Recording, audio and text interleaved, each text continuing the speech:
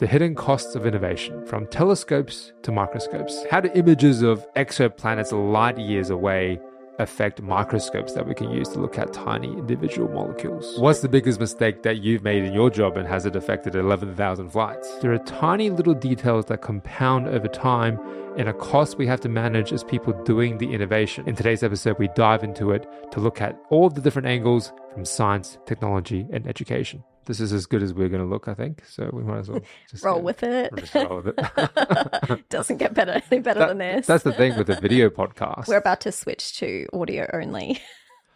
That used to be the game when podcasts first launched, and you would do it from your garage with your buddy. And so that was the golden age. And no one cares what you look like. Face for radio. That's how they invited a lot of celebrities onto these podcasts, because you didn't need to do a whole wardrobe and makeup team. But now, I like the idea of it. Yes, but now the celebrities all need a big entourage to pick out the outfits, because all the biggest podcasts have a video base as well. And so we're launching right into that space, although we're obviously not a very big So if it's your first time here, this is Crossover Connections, our podcast about science, technology, and education, how everything's connected.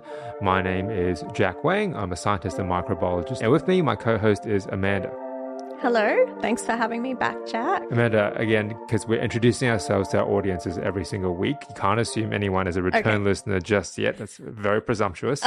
Can you give us a brief overview on who you are and what you do? I have a PhD in cell biology, and I currently work as a manager of clinical research. Terrific. And between the two of us, Amanda's background is in cell biology. That's right. My background is in microbiology. So we have the biologies kind of sorted, which is a huge statement. Biology is way too big a field for any two individuals. A huge overstatement. Have it sorted. But the running title of this, other than our overall title of the podcast, is It's Not My Field. It's not exactly my area, or, hey, that's not really in my wheelhouse, because the purpose of this podcast is not for us to really talk about exactly what we do and the things we work on.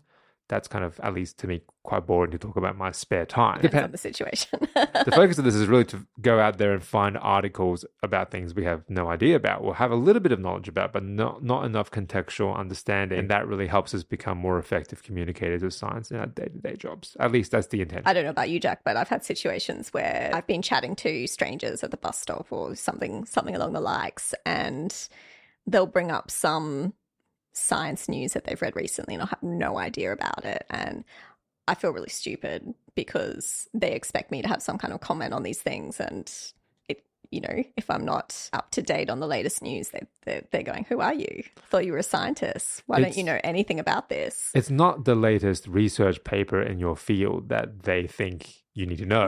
No, it's the latest news article about something trivial that they think all the scientists must clearly know about it. Yeah. But it's a really huge mystery as to how any piece of scientific work becomes obvious in the mainstream media. It's really a strange process. A lot comes through media releases. For example, one of the laboratories might have published a very interesting article that's quite relevant to the field, quite exciting in the medical research field. We have a team who will formulate a media release in collaboration with the scientists, because we want to make sure that the statements are all correct, because as we know, things can sometimes get overhyped by the media, and once it's given the okay, they'll often release it to multiple press outlets who may then pick up the story. They may then come and film or conduct their own interview with the scientists who are doing the work. It's a very top-down approach you've described, very hierarchical. You have to basically make the breakthrough discovery first to have any chance of going direct to the media. That's right. And you're vetted and cross-checked and fact-checked. Absolutely. And anything that you say to the general public basically needs to be filtered out for any obvious inaccuracies before you have any chance of communicating it, right? That's correct. And I think it's reassuring to have that process in place. Peer review is obviously a process where your work, when you submit it to a journal, is vetted by other science experts within the field who give critical comments. They check the consistency of the work, whether the conclusions can stand based on the experimental findings, and just basically it's a rigorous review process. The science that most people hear about that comes through official media releases, you could have a certain amount of confidence in its accuracy because of all the vetting that has happened. That's not how most people hear about their science. Most people hear about their science via social media in this current day and age. That's true. And as you say, some of those are not even published in any kind of sphere. Theories or findings, or in some cases conspiracies, they get way more coverage on those platforms than media releases that we typically go through. Right? Yeah. So hopefully you can see that it's a huge opportunity for a lot of people to get into the space, but also a huge risk for scientists to venture into talking about science more casually without all that vetting that an institution with media releases would typically provide. How nervous are you feeling about being dragged onto this podcast by me? Because I'm out there, I'm talking about science all the time. I don't think you do that consistently. No. And so what are you risking by being on this platform? My reputation. Your reputation, your professional scientific reputation. My integrity. Your time, your downtime. Clearly, you're risking your downtime. My downtime. Your downtime. And I think that's the real opportunity lost for young scientists, because there is so much to lose. You say one wrong thing about the wrong topic at the wrong time, and everyone thinks you're either a propagandist for some official government or you're a fraud, you're a hack. It's very easy to tarnish yourself. But the way that scientific communication works, it's iterative. It has to be a dialogue. It's not dogmatic. It's not monologue and tell you everything you need to know, full stop. Knowledge is built upon iteration, upon constantly going back to investigate and test things. Reviewing, retesting. Is that hypothesis still correct? And the way that scientists talk to each other, well, I guess just academics more broadly, but in our areas that we know science, it's not at all vetted, right?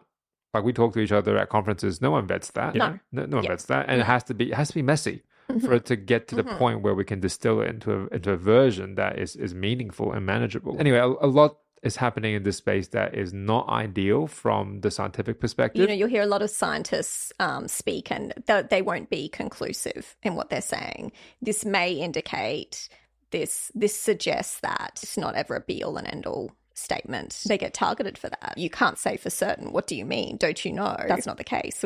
All we're doing is working on the best conclusions we can make at the time with the available evidence that we have. And I also think scientists are not great jury witnesses because we like to temper our explanations with, well, this would be correct 80% of the time. And the jury's like, what do you mean 80% of the time? 80%? There's only one case here. Like, is this the 80 or the 20%? So this is the whole disparity in communication. And communication is very much a discipline unto itself. That people go and do official decades worth of communication training. The scientists do decades of scientific training, which is the antithesis of communicating to a lot of different people. There's an art to it. There's also a rigor and a validity to it. And it's something that we hope to better hone through this podcast, just between me and you. But hopefully also raise the awareness and visibility among younger scientists that you have to put in the reps. You have to really find a way of explaining different things, new things, every single week. And the first news article for today is something that is very much outside of our wheelhouse. I'm considering just naming this segment Not in Our Wheelhouse. Whose job is it anyway? Which is our recurring segment, hopefully recurring segment on changes in the employability sector around, again, science, tech, and education. And this is relating to something that if you're in the United States, you lived through it. But thankfully, we didn't have to go through it. And that is, of course, the massive delays on the 11th of January in the number of flights within the United States. And I believe over 11,000 flights were delayed or cancelled, which is the largest number of flight cancellations since That's huge. 9/11. Since 9/11, okay. And that is a really scary thing because 9/11 was a terrorist attack, right? It was a real security threat upon a whole nation. What was the cause this time? It wasn't anything sinister to my mind, or at least it hasn't been released as being anything sinister. It's actually the boringest reason of all. It was a computer glitch. Okay. And if you read the article, it is the FAA outage. This is an article from Wired. Lays bare an essential system everyone hates. And that system is called NOTAM, which stands for Notice to Air Missions. And straight away, half of our very small audience has already fallen asleep because this is software and acronyms. No what? NOTAM. Oh, it all sounds very boring. My understanding of it was it's essentially a ledger which details current flight conditions, any hazards that may be encountered by the pilots, and that it's released before flight. And then, they're going through it and checking that, everything's in order. Okay, so I'm falling asleep. That's my very vague. I'm falling asleep already. Very vague understanding of it. Think about ledgers and things like such an archaic, boring thing led to such a dramatic impact on people's lives. That's a real disconnect that most people would have on this. It wasn't anything super sexy or super scary. It was just like a little piece of software. First of all, let's talk about how important this piece of software is. it seems to be regulating all sorts of flights, not just commercial passenger flights, but it also affected military flights. So the military also utilized the system to, I don't know, potentially regulate operations they're doing, hopefully not clandestine operations. Military flights were also affected by this outage. And again, not for a super scary or exciting reason. It came down to, as it turns out, one single data file. And just one. Just one data file. And I think it was one person's job to check that file, and they screwed up, or wouldn't want to be that person right now. That's right. And then it causes 11,000 flight cancellations. Is that something you put on your CV?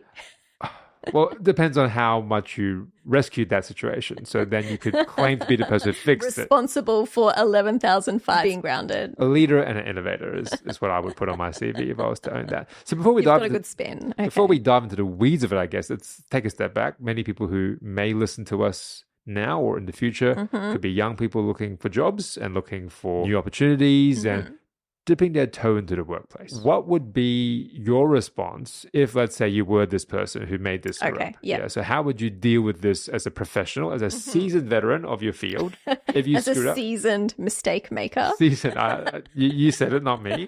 As someone who is a habitual mistake maker, not a habitual mistake maker. As someone who's, like anyone, has made a mistake, how have you mitigated that and moved forward? Because you're still here, you're still gainfully employed. So you've clearly done something right, and myself as well, right? So we've all made mistakes professionally. What's the biggest mistake you've made in a professional workplace that you've bounced back from? Well, we're talking about the ones that you haven't bounced back from. I could have been so much more successful. That's right. What's the biggest mistake you made, and how did you bounce back from? Within a lab environment, accidentally writing off something that's worth a good few $1,000s. It's not a great mistake to make, but my approach is always honesty. My boss knows I'm a very honest person. I always think it will come back to bite you at some stage if you're not honest about it. So fess up. I take the same approach when I have students that I'm training as well, or that I've been training in the past. And I say to them, you know what? You won't make the same mistake again. You will never make that same mistake again. I think I was unpacking something in dry ice. It comes as this box full of all of these pellets. In a previous role? In a previous role. Not in your current role, yes. No. Specifically in a previous role. Huge box. It's packed to the brim with these little pellets of dry ice. You have to pack a lot in, like 20 kilos to transport it, to make sure it still stays frozen when it arrives. And so I just unpacked it. I had these boxes. It said item 1 of 3, 2 of 3, 3 of 3. And I went, great, okay, got it all out. Of course, I come back the next morning and go to throw out the box, and there's this item just sitting down the bottom of the box staring at me. I was a couple of days into the role at the time, so it was just really horrible. How much would that item have been worth in your estimation? In US dollars? In US dollars. In US dollars. US dollars. In gold bullion. $1 US in today's exchange rate. In gold bullion. A few thousand, probably. A few thousand. Maybe like $2,000, $3,000. Okay, so way more than your weekly paycheck or fortnightly paycheck or monthly paycheck at that time. Yeah. Right. So that would have been scary. Presumably you owned up to it to whoever the account holder was. And how was that received? You know, my boss just sort of said, look, it's not great, but mistakes happen. I'm sure it won't happen again. Yep. And I said, no, definitely won't. I unpack dry ice bit by bit now. It's not a wonderful mistake to make, but a dishonest person probably could have just put that in the freezer. Sure. And pretended it was fine. And then someone would run an experiment and it wouldn't work. When I was first starting out, I was doing experiments on cells. And part of the protocol, again, this gets really specific, but part of the process of that experiment involves starting out on ice. So you start the experiment by putting the cells on ice. As you often do, Put them in chill zone. For some experiments. And then, of course, eventually, to do any biological experiment, you got to replicate the environment that the biological organism lives in, and we don't live on ice. So eventually I was supposed to move the cells to an environment that was like 37 degrees Celsius, close to the body temperature. And I never read that far down, or I never realized that that was part of the expectations. So for 6 months, I was doing all of these experiments, using all of these cells, using all of these reagents, and way more than a few $1,000s worth of material. I was just doing everything on ice, and I wasn't seeing anything in the results. I was seeing changes, but they were just wild fluctuations that weren't repeatable. And then one day my immediate supervisor, oh, can I just sit with you and watch you do it?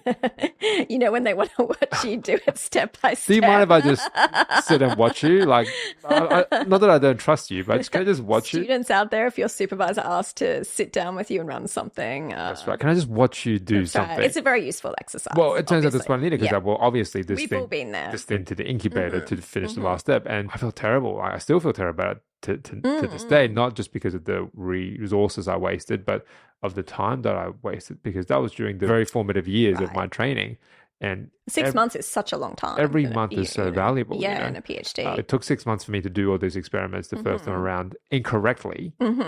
But to repeat the same 6 months worth of experiments took me less than a month. So at the end of the day, if you are in a work environment that promotes professional development, the employee should be worth more than any one individual screw up.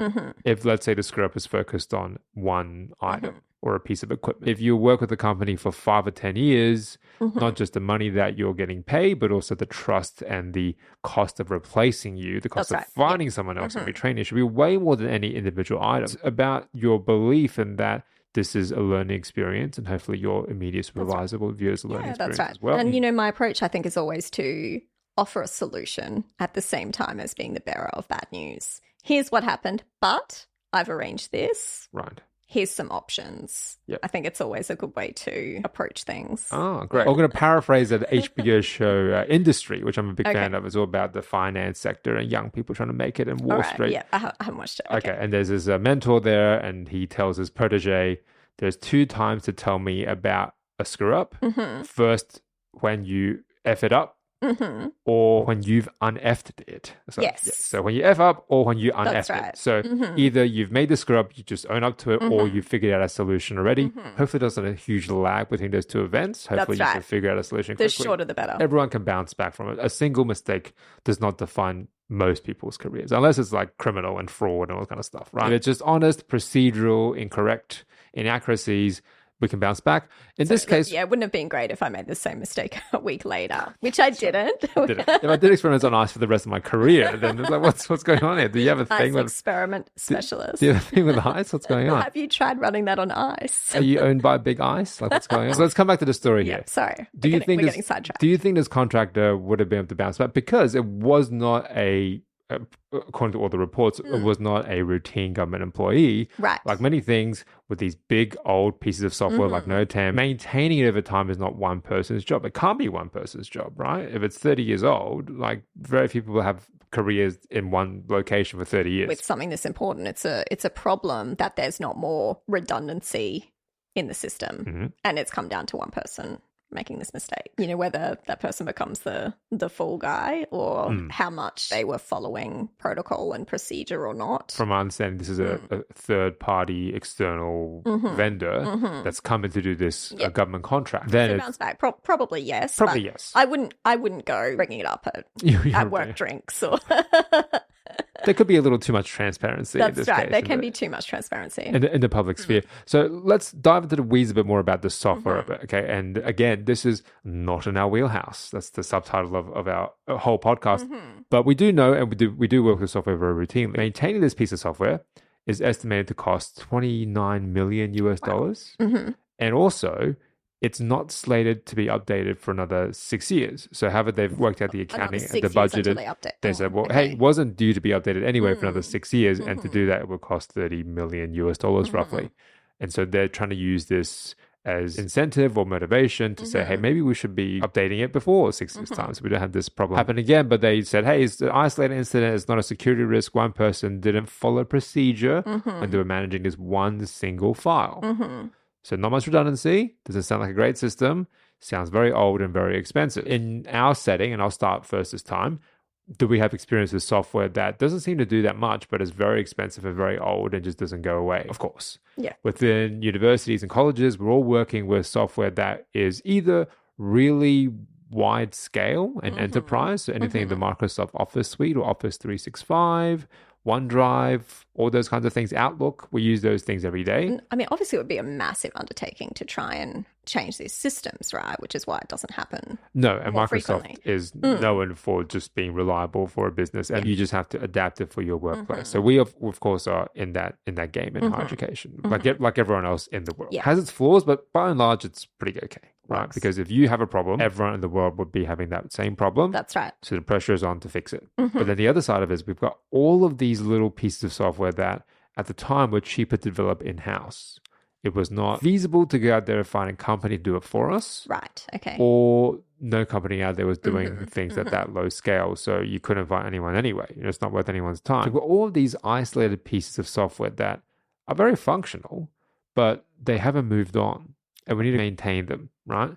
And holding on to the past is a bad thing in many, many respects. But in software, it's particularly bad because there's all these security vulnerabilities that hackers can take advantage of. So all of these pieces of software that are super old and they still run and it costs a lot to maintain. And it's not because the people aren't good at maintaining it. Yeah. That figure of $30 million to maintain a piece of software. Does that sound reasonable to you given your knowledge of software in your sector?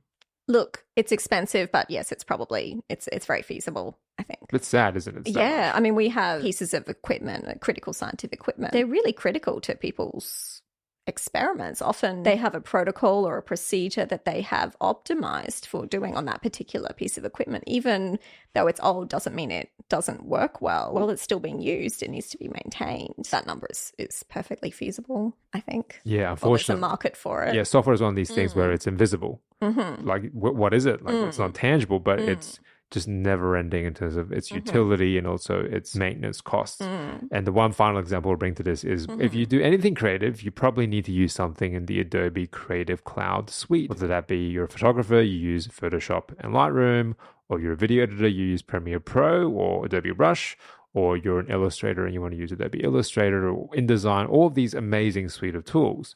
And for the longest time, it was you pay a certain amount of money and you would own that piece of software, that version of it outright. So back in the day, you could buy Photoshop outright, cost you a couple of grand, but then you would have that piece of software and use it forever. But then Adobe shifted to the subscription-only model, which basically is a never-ending service contract, right? Of course. But the cost of it, they were able to bring down because so many people rely on their products. So I don't know what the current pricing is, but it's less than $100 a month on average, around that ballpark. So for an individual business, even a small business, that might be okay to stomach if you were creating money off the creative stuff that you were doing. Yeah, everyone hated it because most people who are photographers, like me, we don't make money from photography. We do it because we love to take photos and love to take videos. It's a lot of money. Having to pay rent on software. That's right. Yeah, exactly. That feels terrible, but actually that's what needs to happen for it to be a living, breathing, functional product that doesn't have security risks and can serve as a lot of people. We do have to pay rent on software. It's interesting you say that because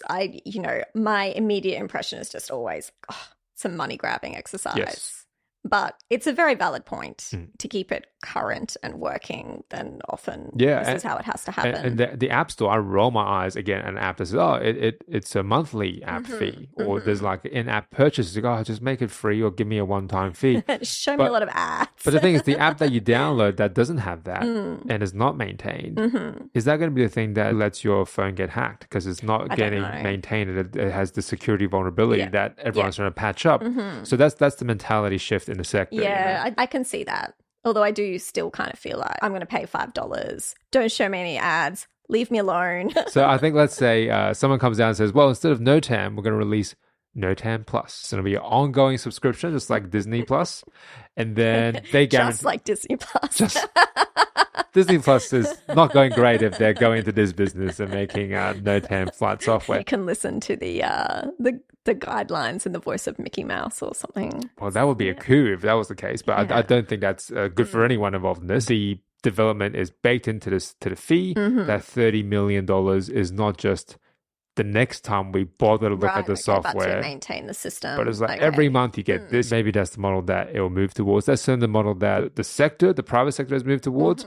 But yeah, when you talk about government contracts and public sector and taxpayers' money, everyone's a little reluctant to say, hey, he's just a blank check. We're writing this company for. And what you don't want is, the company to come back and go, okay, we're absolutely being relied upon for this. Just keep increasing our prices. Oh, Netflix keeps upping their price. That's exactly what they're going to do. What are you talking about? Exactly. But then you're willing to pay the price if the service is so essential. So yeah, it's a chicken and egg. And again, this is clearly not our wheelhouse, but it is very interesting in how flights can be relevant to our situations as scientists and teachers and professors, because it all comes down to the tech and the software. That's right. It's all connected. Probably put in a disclaimer that obviously these are our opinions and not the opinions of our employers. I record a bit now that we could put at the front of every episode. Right? The views shared in this episode do not reflect the views of our employers or even ourselves, really, most of the time. There's very much our own opinions. These are our own. From flights, domestic flights being grounded, all the way to space. Recently, the news headline around the James Webb telescope, which is a NASA endeavor by and large, is sending back these absolutely breathtaking images of what they call exoplanets. And I don't know if you've seen these images online, but it's just something that looks very much sci-fi and very much like it's a CGI render. Like, it looks so much like the movies that you don't realize these are actual images captured by a real thing, not something that's drawn by an artist. Right. The more I dug into the story, because I knew nothing about it, I just like to look at pretty images, right? The more I dug into it, the more I realized this is actually really interesting from a science and tech perspective. Do you know much about these telescopes? James Webb and the Hubble was the one previous to this? Obviously heard about them, but don't know much about them. Right, so the first thing is, of course, like how far into space it could project. Okay. Right? So that's one consideration. I don't know that much about light years and all that kind of stuff. I watch movies and I know a little bit about it, but I'm not a huge Trekkie or anything like that. We stay within our biology realm. That's right. We're in our lane. We look at very, very small things, not very, very big things. That's things that are far away. Small things. But again, the more I investigate, the more parallels there are to our work. So that's the first consideration, right? So how far away the signal can transmit. But also, when the signal comes back, how sensitive the telescope is at receiving that information. Right, okay. And what kind of information it can receive.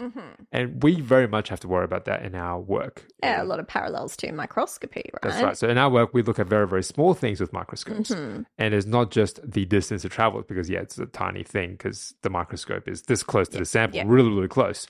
It's about what information can we actually gather from that sample. We have to do all sorts of tricks and loops to get any information back from a sample. Scatter electrons, we can label fluorescent things, we can just pass light through it, or we stain it with different colors, or we cut it into tiny thin sections. We've got all of these tricks just to get as much information from that sample as possible. Very tiny, that's right. And the issue with, it turns out, and clearly again, it's not in our wheelhouse, but the issue with traveling through light years worth of distance and time to get this image from interplanetary areas is that there's all of this dust.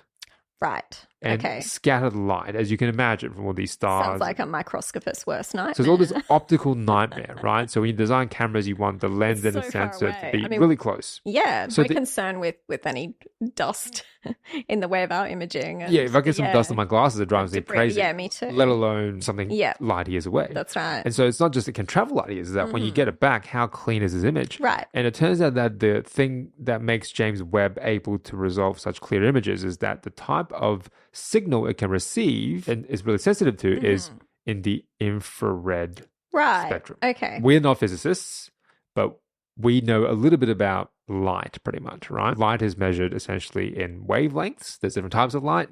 And most of the visible light that we see, we can measure within a pretty narrow band. Yeah, so that's pretty much 300 to about 700 nanometers.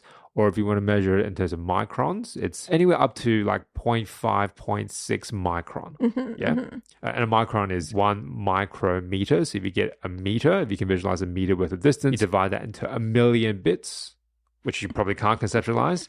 That's essentially how small a micron is. It's pretty much imperceptible to your physical eye. But if it's within that wavelength, you magnify big enough, you can see something, right? Because it's within the visible spectra. Anything higher than that, and really lower than that too, but really higher than that, So UV is about like 200, 300 in that range. Anything higher than that, if you're talking about 0.7, 0.75, 1 micron, that's considered to be not visible spectra. But there's still information in those wavelengths. We just can't see it with our naked eye. And infrared belongs in that category. And so there's all this infrared information in all the light around us, but our eyes can't see it.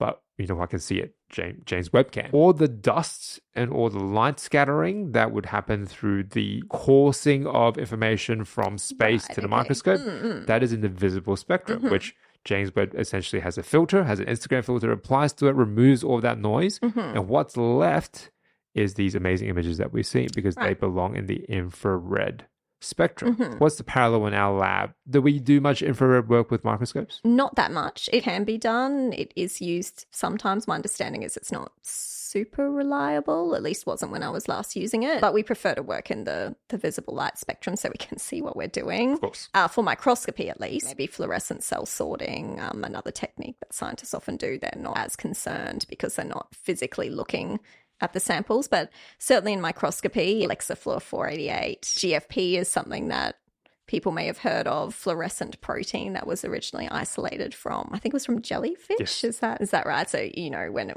was first discovered, all this talk of glowing mice and labeling proteins, and you could see them fluoresce green. yes, and that makes a lot of sense. Green is easier to see than red. Yeah. But red is the next most common. So, right. But if you had a choice, if you wanted the signal to be the easiest to visibly see, green is the way to go. Green's the way to go. But you can go, I guess, technically as close to that invisible spectral line as you can. I think. Yeah, sometimes we work with fluorophore called far red. Some people can sort of see it a little bit. Sure. Well, that's interesting you say that because I wonder how NASA is deciding where to direct James Webb and point it at. Who knows? Again, not our field. That's really interesting because if they rely on the infrared information to come back, they won't be able to see it in real time. Yeah, that's a fair point. So, well, I mean, none of it's real time. Not our field, but yeah. None of it's in real time, but that does make their strategy for choosing which area to direct the telescope towards really interesting. They're applying a filter on the noise that's coming back and removing all the visible spectra, which is most of the dust that's clouding our vision of the planets, these exoplanets. So they must have an area of interest they're looking at. Must have an area of interest. There are all these before and after images that are on the NASA website that are found. Yeah, before it's just all of this. This is very cool looking though, isn't it? Yeah, it's a very extraneous signal on one hand was the visible light spectra, and then when you use the infrared information with the invisible spectra, then it just looks much cleaner, much crisper, much sharper. And the only parallel that I know to this, because again, this is not our field, I keep saying that, is within the field of infrared photography. Put infrared filter in front of your camera lens. Okay. And so all the things you're taking images of are just the things that are infrared signal information, right? Have you ever tried it? Or? No, I've never tried it. I'm really keen. Is it expensive to get an infrared filter? Or? Well, it's not expensive to get just a filter because that's a really cheap way, right? It's a piece of glass, really, that blocks out all the non-infrared light.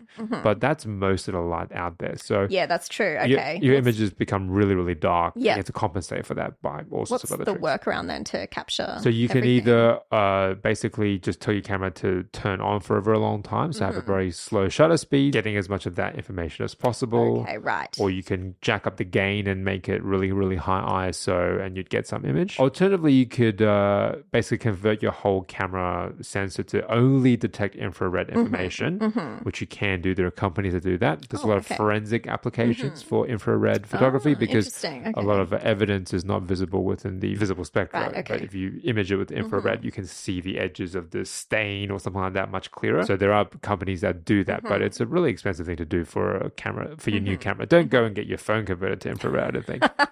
Maybe that's in the new iPhone. That's the shtick. You know, forensic people can just use the iPhone instead of converting cameras. My mum's going to go, what did you do to my phone?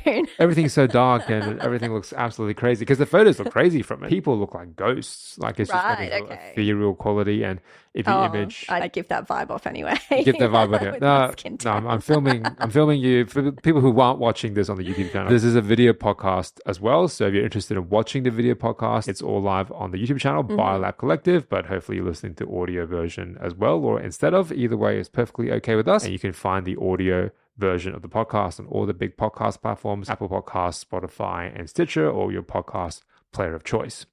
Now, coming back to the idea of innovation in telescopes and the fact that James Webb is building upon the work of Hubble and becoming much more sophisticated. Within our field of microscopy, what is the innovation being? Seeing more and more detail. More detail, right? So resolution, that's really common in photography as well. Definitely. Also cost, I guess. Cost as well, yeah.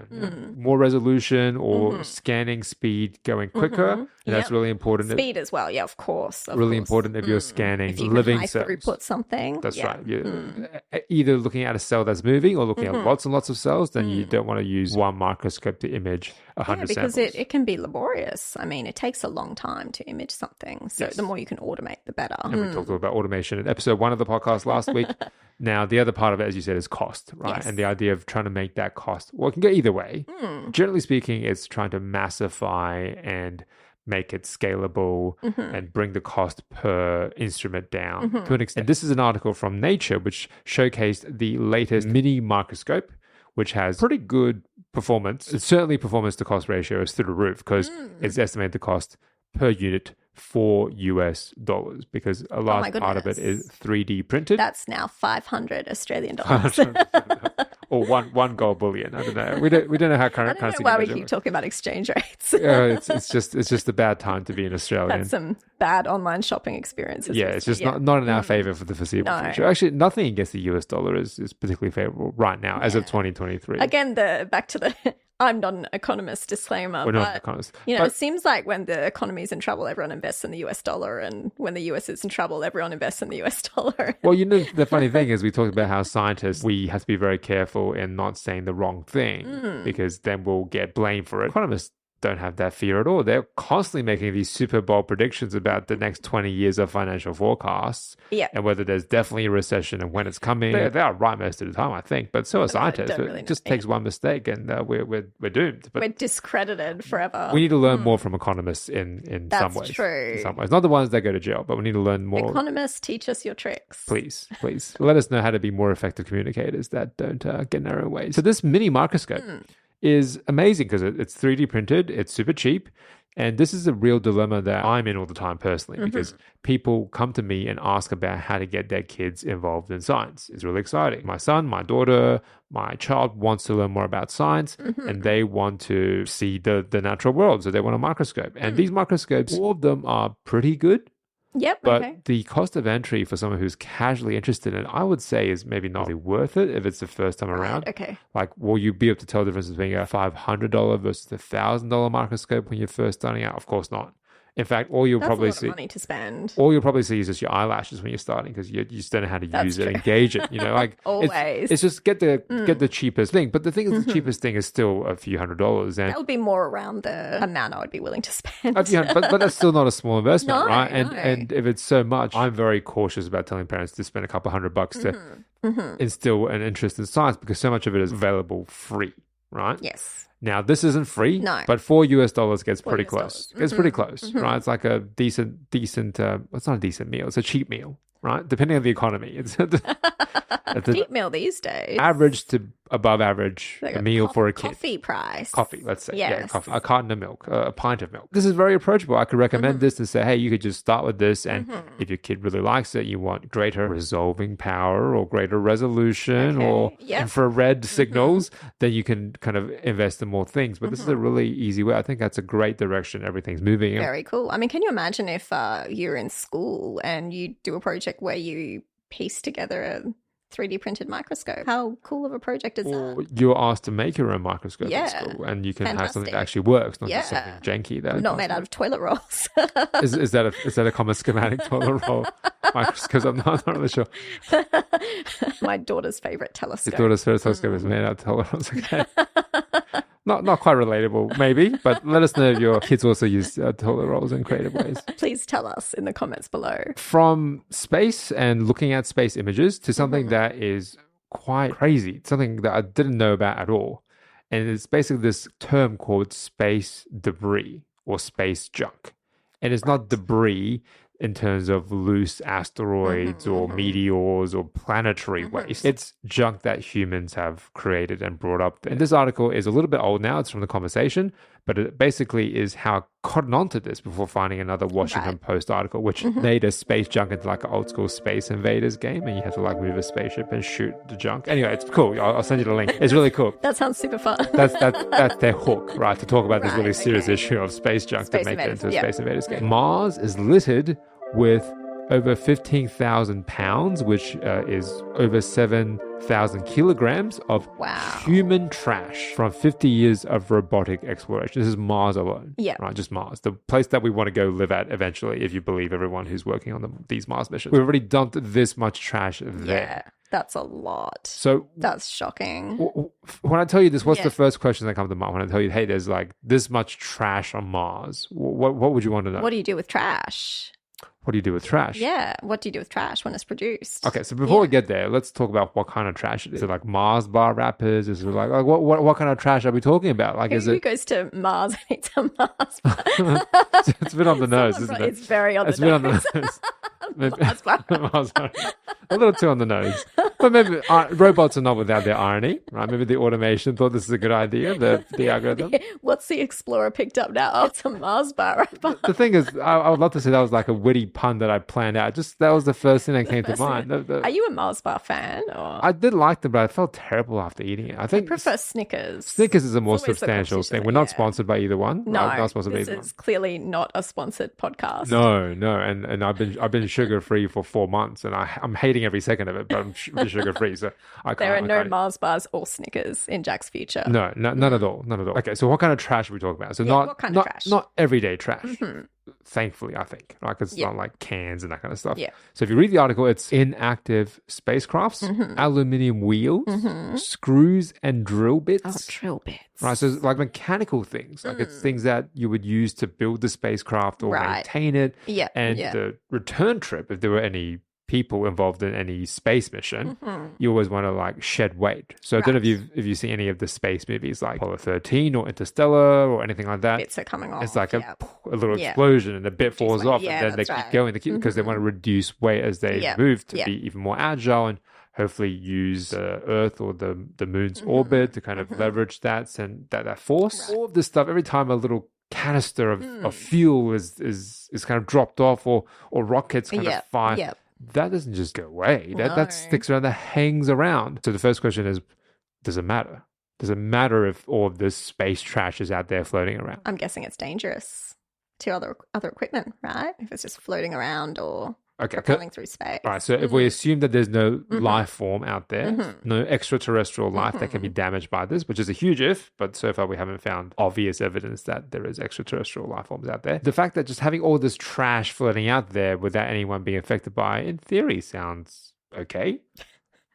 But you've raised the right point that we have a vested interest, right? So we are putting things into space that aren't junk. Of course. So satellites, everything that beams signals for cell phones, for our military communications, for our cell towers, all that kind of stuff, that is reliant on pretty much having an unperturbed path of these satellites. And that once you send a satellite into space, which is not a cheap thing, it stays damage-free. But this space junk is now becoming an issue of our own making, and that these are pretty small things. Like a little drill bit could be like 10 centimeters, but it's damaging satellites. It's also damaging. James Webb has been damaged in a small portion by this space debris, as has Hubble, because of course if it's floating out there, if it enters the Earth's orbit, for instance, that would be something that directly comes into contact with satellites that are in the Earth's orbit as well. It is traveling at a speed where it doesn't have to be an asteroid or a meteor to... Right, it's still dangerous. It's still dangerous. Yeah. Without knowing anything about it, what do you think would be a strategy that we could use to rope it back or clean the trash out? A giant magnet. A giant magnet? That sounds like Dr. Evil from Austin Powers. Well, you're not that far off, because the first thing, a giant magnet. Is that your only answer? Some way to collect it, right? Okay. Or at least combine it together so it's less of a... So this is why... If you can't bring it back, then bring it together so it can be traced, or at least... Right, organise the clutter before you decide. At least it's neat. This is how I clean my house. house. The basket method. A giant bin that everything goes towards, but you just leave the bin in space. I mean, it'd be great if you could bring it back, but... So researching this article has made doing this whole podcast worthwhile for me. That's enough to validate, because it's super interesting reading about this, right? You're making less stupid comments than I am. Okay, well, hopefully as you read more, you'll feel less stupid. But I think it's all valid. These are questions people are asking. Magnet. The first fact that we need to get out there is that, to my understanding, currently not a single piece of space trash has ever been successfily retrieved from space. It's terrible. So any idea is a good idea at this point, because we've not been successful at all, right? Someone out there is going, why didn't we think of a giant magnet? Well, okay, so no, the giant magnet is one thing. I don't know how giant they're talking, but generally metal, magnetic coils is one proposed solution. Oh, right. Okay, it is a thing. Okay. But again, to date, not a single piece of space trash in orbit has been removed. And we're talking about estimating 500,000 objects between 1 and 10 centimeters of space trash are orbiting Earth right now. So this is something that we do need to think about long term, because it's not going to be 500,000 in 10 years' time. Now, the next strategy is something that I know won't work. Again, not my wheelhouse, but they've called it the chaser satellite method. They send a satellite in to chase the space trash and hopefully approximate its speed and catch up to it. Right. And then through magnetic coils or otherwise, subsume that piece of trash. Okay. But then what happens to that satellite? Does that then become a piece of trash in space as well? Like, what happens to that? Yeah, it becomes its own piece of trash. Yeah, so I've actually called this the cantoad method, where to get rid of pests, we introduced cantoads in Australia. And now cantoads are universally reviled as the worst pest in all of Australia. It's way worse than the original pest. I don't even know what the original pest... Some kind of beetle, wasn't it? Was it? Okay, it doesn't matter. I feel like it was some kind of pest on sugarcane. Okay, but now cantoads are way worse of a problem, specifically in Australia. They're everywhere. We literally have lots and lots of classes where the whole class is a lab tech going out there and collecting dozens of the hundreds of cantoads and taking them back to do experiments. Sorry if you're a cantoad activist. Many of them around. You never know. Apologies if you're a cantoad dissection in high school. Exactly. So it's to that point where high schools are very okay just collecting hundreds and thousands of cantoads to do experiments on, because there's that big a pest. You don't want the satellite to then become the cantoad, right? Then if you don't want to send a chaser satellite to chase down the original chaser satellite. That kind of has that kind of vibe to it, doesn't it? It's a stretch. Any non-Australian listeners, the cantoad doesn't have a predator. Yeah, so it's part of the problem. Part of the problem. And frogs look kind of cute if they're the right color, but cantoads... These are ugly creatures. Well, beauty is the eye of the beholder, but to most people and everyone I know, they think of cantoads as pretty ugly looking. So have you seen the stories where the dogs lick the poison glands on the... Yes, so the cantoads also, on top of its extra charms...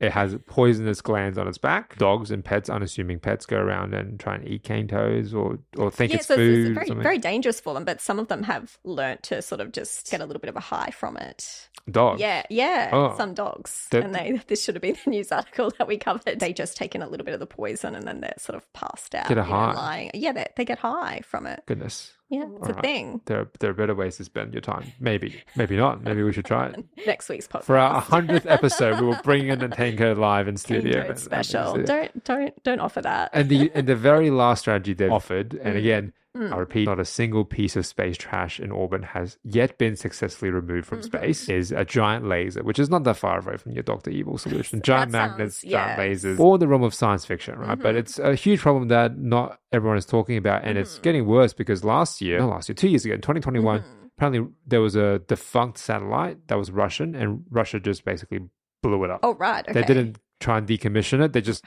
blew it up. And they did decommission it very brutally. That involves a service contract, Jack. That's a never-ending service contract. They were not willing to pay. And now there's all this... So they took the blow-it-up method. Given that, again, not a single piece of space trash to date has been removed from space. But it's just kind of out of sight, out of mind, right? Who would have thought that? Yeah, it's terrible. We've got a trash problem on Earth and in space as well. I'm by no means an environmentalist to anywhere near the level that I think I need to be. I'm conscious of recycling. But beyond that, I don't really know what I'm supposed to be doing within my immediate sphere to kind of think about environmentally friendly practices. It can be hard to know. Climate change is a real thing, and very extreme weather events are happening more and more. In Australia, we've always had extreme weather events, and it's kind of part of our national identity in many ways. And many of the old school poems are all about the hottest of summers and the driest of heat waves, and they're becoming more frequent. And so whenever I see news articles about different ways of coming at this problem, because a lot of it is just trying to communicate the severity of the issue or trying to talk about climate change to make sure that people know it's real, which is a really difficult challenge. Yeah, it's hard. Partly because it wasn't called climate change originally. It was called global warming. Extreme weather goes either way, right? That's you can go right. really That's warm right. or really cold. And when it's freezing and you're getting freezing blizzards, you're thinking... It doesn't feel very warm to me. Yeah. It's really a science communication problem. Well, it is. It's a massive science communication. So whenever I see a slightly different approach on it, I really pay attention. And that's what the next article, which is the last article we'll talk about today, which is our crossover of the week, which is all about what France is doing, or a coalition of scientists in France behind a program called Atlas-C, which is conducted by the French National Center for Scientific Research and the French Atomic Energy Commission. Two numbers here I'll give you. 70 million genes. Right. They're going to map 70 million genes of underwater species to try and help protect all the vast sea life. And by sequencing that many genes, they will know, first of all, what lives in that sea. Right. Because most of the life that you can visibly see is an analogy or metaphor to the visible spectra that we talked about before with infrared. Most of life you can't actually see. It's microscopic. Right. Yeah. So if you just say, oh, well, there's this many fish and this many things, you're very, very vastly underestimating all the diversity of life within an ecosystem. Absolutely. And you can't just put those things back and it's going to fix itself. Okay, so within my area of microbiology, there is this whole field that's been pushed for really aggressively in the last 20 years, which is using what we call culture-independent techniques. In the past, unless it grew little spots on a plate or it's a bit of fungus on a piece of toast, we didn't know that the microbe was there. But now we're doing DNA sequencing, just like this project here.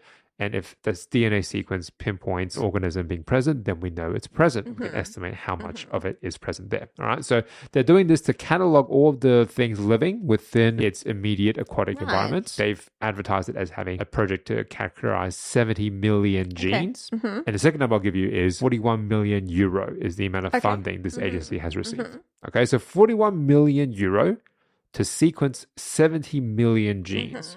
What are your first impressions? Oh, I think it sounds like a great initiative. I mean, to really use up-to-date science to tackle a problem like this, I think that's great. 41 million euros seems like a lot of money, but when it comes to the breadth and the scope of this project, I don't think it's actually that much. What do you think? Well, the only way I can make sense of money, because again, we're coming from a very poor Australian dollar exchange rate currently. So I have no idea what 41 million euro is right now. Where the exchange rate theme came from. So the only thing I can compare it to is previous scientific endeavors of somewhat of a comparable scale. And the most famous one is the Human Genome Project. Right. But the official project cost $2.7 billion. Right. Okay. And that was to sequence one single genome. So a genome is an organism's entire DNA blueprint. Every single DNA base pair it has within its cells. So that one human genome, which wasn't just one person's genome, it was like a composite of many different people's DNA. 2.7 billion. Now they're claiming to be able to sequence all of these aquatic organisms' genomes, which presumably aren't human. They're proposing to sequence all of that for 41 million euro, which my math isn't great, but that's a fraction of 2.7 billion. How's that come about? Cost has come down. So we've been talking about technology improving and things being scalable, able to be done faster, more efficiently. That's, for a long time, people have been talking about this sub $1,000 genome sequencing. And yeah, I'm not sure what current going cost is. Costs have definitely come down, meaning the scale of this project a lot cheaper to run. Can be doable. And if you read into how they've been able to achieve this and bring the cost of sequencing down, it's really fascinating because it comes down to a technological problem, not so much a biological problem in some ways, right? In some ways, yeah, that's right. So the tech behind it is... The biology is the same. It's very much the same principles as used in semiconductor technology and microchips and trying to... That's right. Your laptop becomes smaller. Yeah. Trying to make more things happen at the same time. There are tens of billions of those same things happening at the same time within that same thing so that everything is just that much more efficient. It's working in parallel. These next-gen DNA sequencing platforms, which is not what was done in the original Human Genome Project. The Human Genome Project pretty much used Sanger sequencing through and through. How many bases can a Sanger sequencing reaction go through and do? About 500 to to 700. Yeah, if you're optimistic, Yeah. right? So Yeah. so I guess if you run both the Sometimes forward, a bit more. if you do two reactions at once, forward and reverse, you might Yeah. be able to get like 1,000 base pairs, right? Yeah. Kilobase at the same time. Now, the next-gen sequencing reactions, it's still about that for one single reaction, right? It's not like that much more, that much less, but it's just that it can do so many of those reactions at the same time. So the cost of it has come down a lot. So technologically speaking, 41 million euro to sequence 70 million genes is doable. Depends, though. My follow-up question would be which genes, right? Yeah, I'm curious to know. So we can classify organisms down to different levels of specificity. That's correct, yes. And if we say humans, Homo sapiens, Homo is the genus, and sapiens is the species. That's correct, yeah. That is actually not that informative anymore because, especially in my area of microbes, we go beyond the species level. Right, So okay. COVID now is a variants, right? Subvariants. So the species is not enough anymore, right? But if we were to do it to the genus level, we just have to sequence one single gene, the Right, 16S rRNA gene. It's a ribosomal Right, okay. RNA gene. So that's actually really easy to massify because you just need to look at one single big gene and that's got enough information to tell us what it is. Yeah. And there's an enormous database of these gene sequences and it's really easy to look up, right? Yeah. So that's what's pushed a lot of the work in my field forward, this kind of advance. In this case, that doesn't sound like that's what they're doing. It sounds like they're sequencing the whole genome. It sounds like that, yeah. Because And I guess then you would start by looking at a subset of genes. I'm not an evolutionary biologist, so I'm guessing there would be a subset that you would initially look at. Yep. And then branch out from there. The other part of this project is not just we want to know what's there, let's catalog everything that's there right now, and monitor its progress over time to see how it's shifted. Right, because they talk about diversity within the species, right? That's right, and check the evolution and evolutionary pressures over time. And to That's do right. that, you probably can't just do one gene.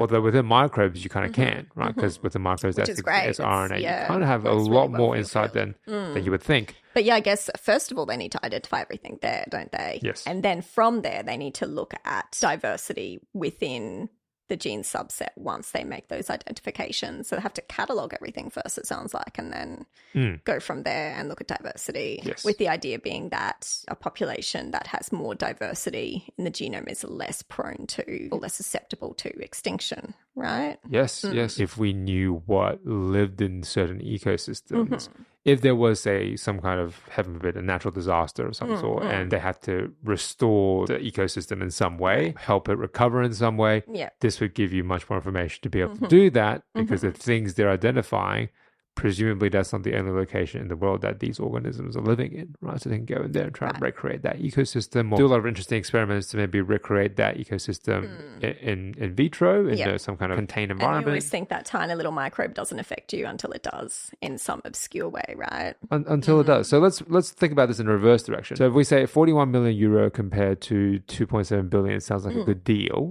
does 41 million sound like it's not enough? Yeah, sometimes I think that doesn't sound like enough. Let's acknowledge that it is a lot of money, right? 41 million euro. And Of course. And whenever you see press releases of these projects, it sounds like an obscene amount of money. Yeah, sounds like a lot. And someone will go, oh, why are you investing in that? How come you haven't done this already or made this breakthrough, et cetera, et cetera? Yeah. Because the pace of innovation is very slow and unpredictable. Science is expensive. And in our area, most of that money goes towards really fancy equipment and machines that push against the limit of resolution or That's information, not towards scientists. Like the scientist's salary is laughable relative to the... Spoiler alert, we don't get paid that much. Depending on the country as well, I think. Scientists, yeah. Yeah, depending on the country. So in Australia, we get paid very well compared to other countries. So. the asterisk is compared to other countries. Compared Like, to still, other countries. compared to the amount of work that we have to do and the amount of thinking we have to do.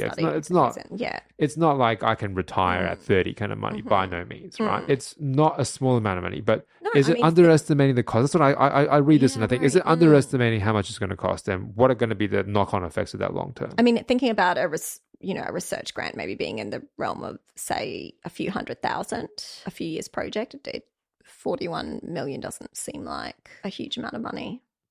Which, if we take a full circle in our crossover of the week, will the life of this project live beyond this 41 million euro? Because it kind of has to, for it to actually have any impact, it needs to, funding will stop, but its findings will live on. It needs to keep going on, doesn't it? That's right. So what would it look like, I guess? So it could get put into some kind of database.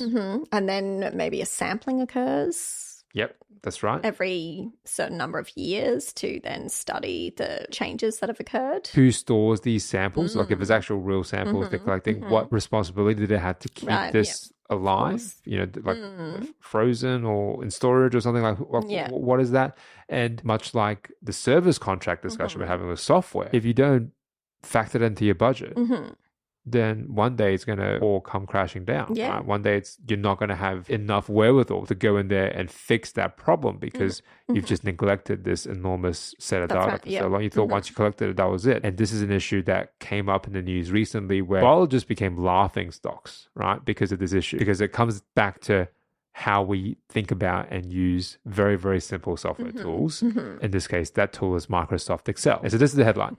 Autocorrect errors in Excel still creating genomics headache. And that is a very, very mild understatement for the extent of the problem. Headache is not descriptive enough. When we report on genes, we use gene names. We don't say the full name of the gene. It has an abbreviated form of some sort. So for those listeners who aren't sort of in the field, then each gene has an identifier and we use that to talk about the gene. That's right. And the person who made that initial discovery of the gene usually has naming rights to it. That's correct. But that doesn't mean that that name will stick. And there's some crazy gene names out there as well, aren't there? Yeah. I mean, so the Sonic Hedgehog is one that always comes to mind. Whoever that intellectual, that highly educated intellectual was, they've got naming rights to it. And people kind of roll with it until it's discovered by someone else with more pull in the field, and maybe they might rename it. I've actually had this issue personally where, a competitor in the field sort of renamed the gene. Oh. And did that stick? Is that the gene name? It stuck for a while.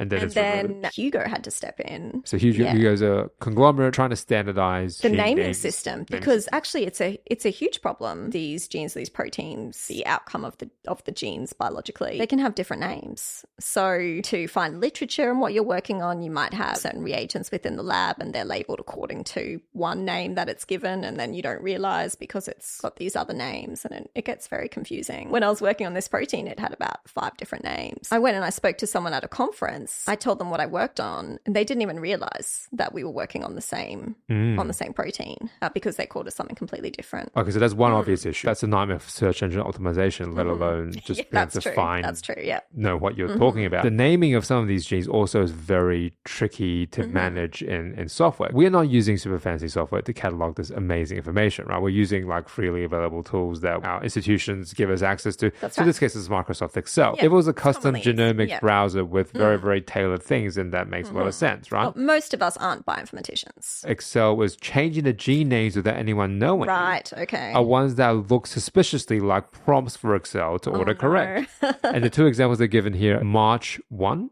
Right, okay. Of course, looks like the 1st of March, right?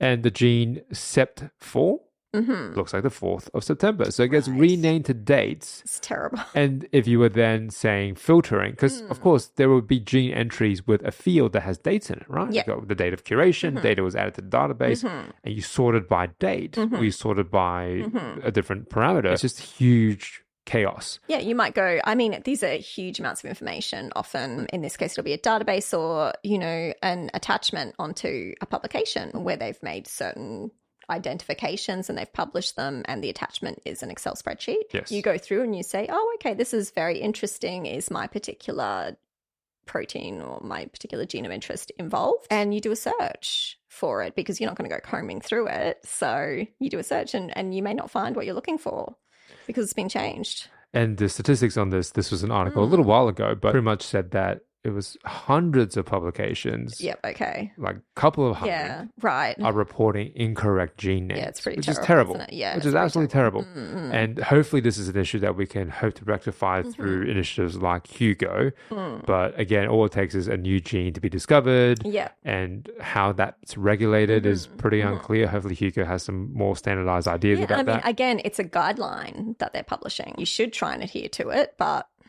I'm not sure how rigorous journals are with making sure you're adhering to it. I don't know. And these are the indirect costs Yeah. that are not factored into those 41 million euro funding announcements. Yeah. It's sustaining the project That's right. beyond its initial lifespan. Like this all takes time to figure out. Yeah. Like someone figured this out and had to go in and fix it. Yeah, you know? it's awful, isn't it? Probably for free.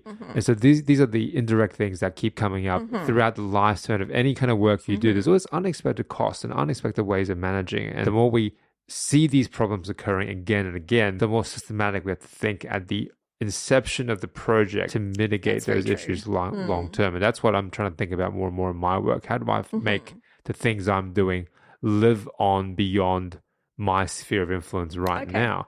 How do I make an idea stick that other people want to take it on and run with it? And in my area, it's teaching. You know, how do I design a kind of class that has lots of potential for people to teach in very similar ways as me and to have all the essence of what I'm trying to get across without it having to be me? You know, that's a really interesting idea. And it's something that doesn't have obvious solutions, but you can see it affects every single aspect of everything we talked about today, right? It's really, really interesting. And on that note, that's the conclusion of all the articles we had today. I don't think a single article today we mentioned was actually within either of our wheelhouses, right? Hopefully it's still an interesting exercise for you because it's certainly interesting for me. I found and learned so much from it. Yeah, me too. If you're listening to this on one of your favorite podcast platforms, please know that there are other podcast platforms you can find us on, all the big ones: Apple Podcasts, Spotify, Stitcher, and also we are filming everything for YouTube, so you can watch the full episode on YouTube as well. This is Crossover Connections. I'm Jack. And I'm Amanda. Thank you for watching and listening. We'll hopefully connect with you next time around.